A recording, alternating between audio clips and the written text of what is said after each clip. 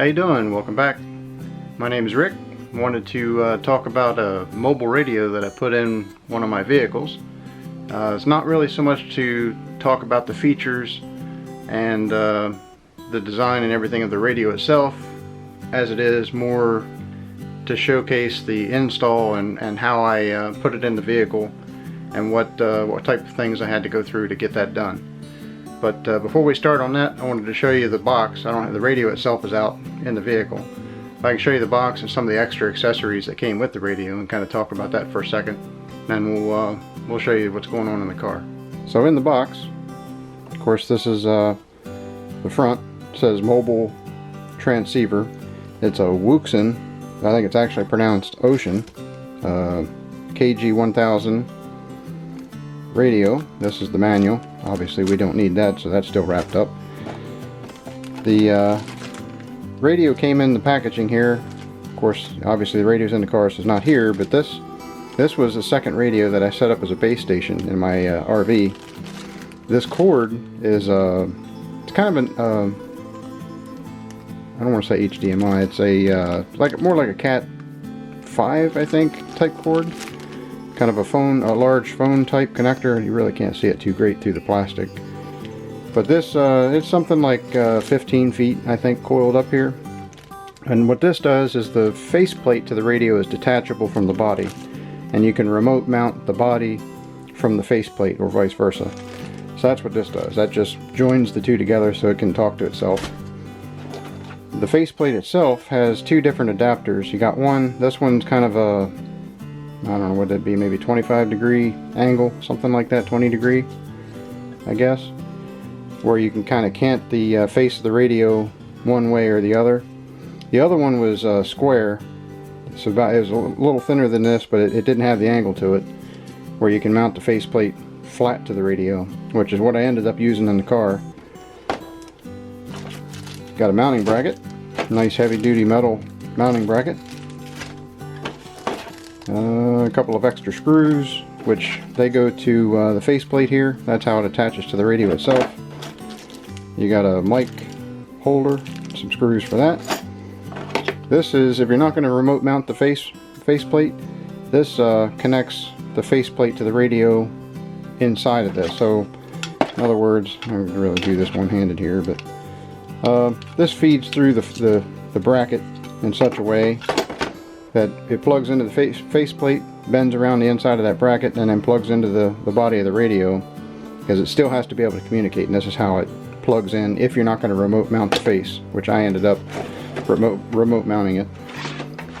And reason why I'm opening this up, this shows the other faceplate. See how it's kind of still plastic, but it's flat. It doesn't have that angle to it, and that flat mounts the face to the body.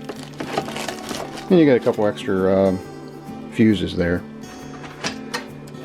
So we'll move out to the vehicle. I'll show you some photos of how I set all that up. So after looking over the vehicle and trying to find a suitable place to mount the radio, I finally settled on the sunglasses compartment in the overhead console. I took out the actual sunglass holder and had to make a bracket. I just took a piece of sheet metal and bent it about 45 degrees, drilled a small hole in the back of it so the cord could fit through. Had to run the remote mount cord up through the headliner and then down the A-pillar, which is the pillar that runs alongside the windshield and the door, and then kind of fed that through the trim work along the side of the lower panel of the door, and then stretched it back to the second row of seats in the back where the body of the radio was mounted, or is basically, it's not really mounted, just kind of sitting in there. And originally I was going to try to get power from a fuse panel that's in the rear of the vehicle. That ended up not working, so I had to run a couple of cables from the battery outside the car underneath the body, and then bringing them up through a little drain hole in the back of the vehicle, and that's where the radio body itself gets power. Initially I couldn't settle on where I wanted to mount the microphone, so I was draping the mic over the rear view mirror, which worked okay. It created some issues with the auto tinting on the mirror with nighttime driving and bright headlights behind you where the sensor couldn't pick up the headlights. And I finally settled on a magnetic mount that I found on, I actually got mine on Amazon, but you can get it on, you can do a Google search and find the magnetic mount, where the mount itself, I screwed it up to the headliner center console, and it's got a little magnetic piece that has an Allen key and a screw that attaches to the back of the microphone that would normally hang on a standard hanger.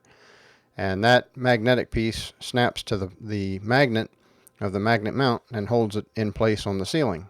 And turns out you can mount it flat, or in this case I've also got it hanging where it's got plenty of power to hold the mic at a 90-degree angle as opposed to flat to the ceiling. This particular radio has all kinds of features for scanning other frequencies that you can't necessarily transmit on. I don't have a firm grip on all the features and functions of this particular radio, which is why I'm not doing a how-to or an informational video on the radio itself, because I still am kind of learning those features myself. However, I did program in some frequencies that we can listen to, say for instance railroad frequencies. I programmed some of those in as well, and the radio has a speaker in the remote body, and it also has a speaker in the back of the microphone. So I'll let you listen to what that speaker in the microphone sounds like here.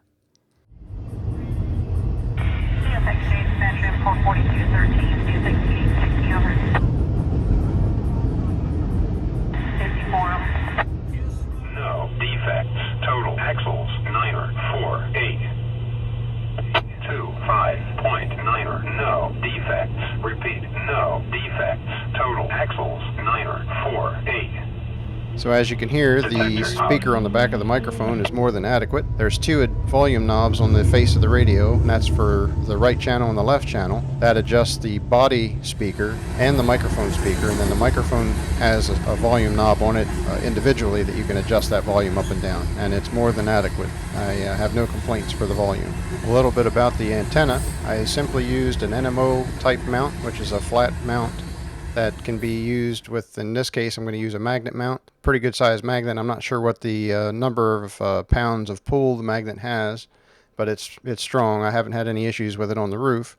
The NMO mount attaches to the top of that magnet mount, and then the coax, I just ran it down the side of the luggage rack and then in through the hatchback of the back of the vehicle, and through the trim to the radio body. So there you have it. That's my radio install in my car. So the GMRS radio is a general mobile radio use. I think there's something to that effect. It's not quite a ham radio. It's not quite a CB. It's kind of in between. It's a higher frequency. I think it's UHF. I think 465 or 467 in that neighborhood. Forget the exact frequency off the top of my head. But anyway, you still need a license to use it. The license is a 10-year license through FCC. I think it's $30 or give or take. To get the license. So this wasn't so much to showcase the radio and the functions and all of that, more so than it was how I installed it in this particular vehicle. It's a 2022 GMC Acadia is what this is. I had to do a little bit of homework on the headliner center console and how that was put together, how it attached to the headliner itself. I had to find, what I did is I went to eBay. That's the base radio. I went to eBay and I found a model that was for sale. That was my my model year, and they had different pictures of it. Inside it was upside down, and how it was just that center console, so I could see how it was put together to make sure I wasn't drilling holes into something that was important or had electronics in it. I really didn't want to drill holes, but to get a nice clean look of what I was trying to get, I really wasn't left with too many options. So all in all, it's a good install. The radio itself was, give or take, it's like $350, I think. Might be a little bit more than that now, because I bought it a little over a year ago. The antenna and the mobile, or the magnetic mount, probably another $60 or $70. And then the magnetic mount, I think it came with the coax attached to it, and it just stretches down to the radio itself. So, nice clean install. Radio works really good. It's got a good range.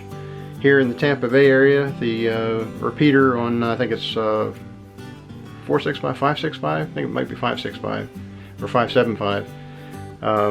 That repeater's got a really good footprint, more than, I think it's like a 50 or 60 mile radius around that antenna. So this radio easily picks up that repeater.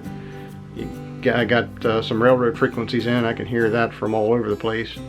So I'm really happy with it. Good install. If you have any questions, leave some comments down below. I'll do the best I can to answer them, and we'll see you all in the next video. Thanks for watching.